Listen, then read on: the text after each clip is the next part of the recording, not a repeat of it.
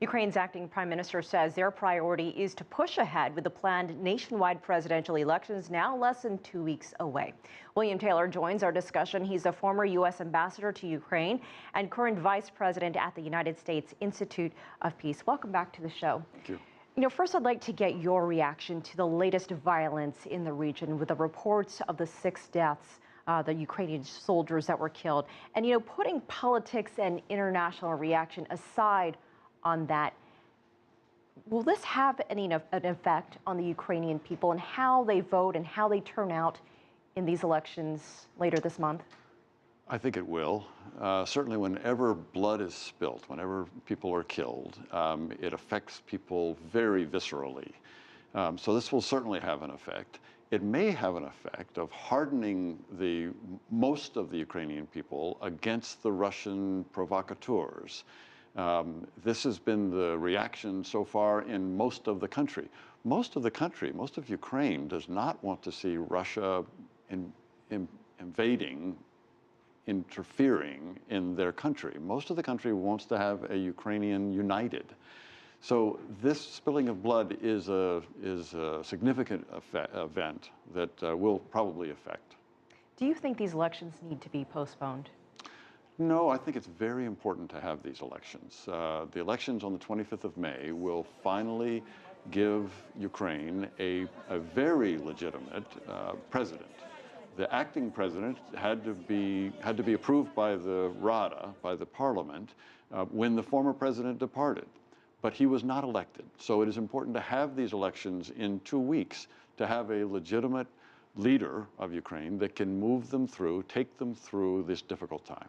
Do you think elections can be held in the regions that have the most tension right now? I think there's maybe some concern that the areas in eastern Ukraine where we're seeing a lot of the violence will be unable to hold part of those elections.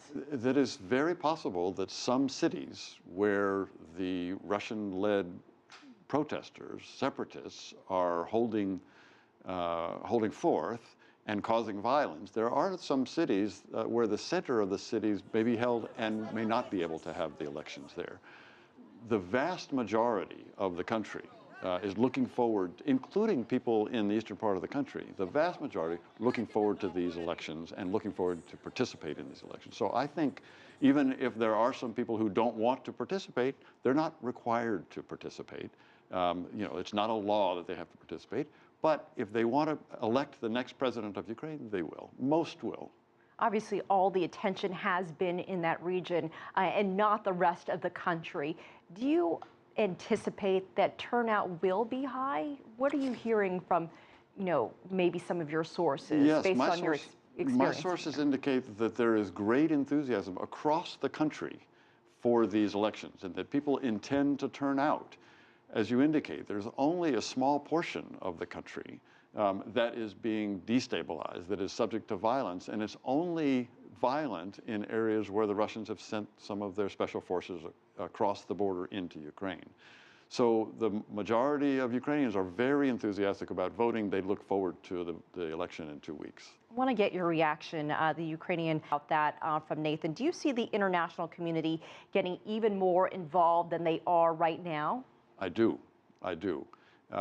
Both President Obama, Chancellor Merkel, other European leaders have indicated that if the Russians continue to obstruct the preparations for and the conduct of this election that we were just talking about, then more sanctions will come, broader sanctions. We've talked about broader sanctions meaning affecting the finance industry in Russia, for example, or the energy industry in Russia. This will have a much larger effect than the current level of sanctions that have already been imposed. And you think that would be before the elections? I don't know if it'll be before the elections because they said that if the Russians impede the elections, that would be the trigger. So in the lead up to the elections, the Russians are on notice that if they do get in the way, then they will be subject to these sanctions. All right, Ambassador William Taylor, former ambassador, U.S. ambassador to Ukraine, thank you so much for your insight. Thank you, Elaine.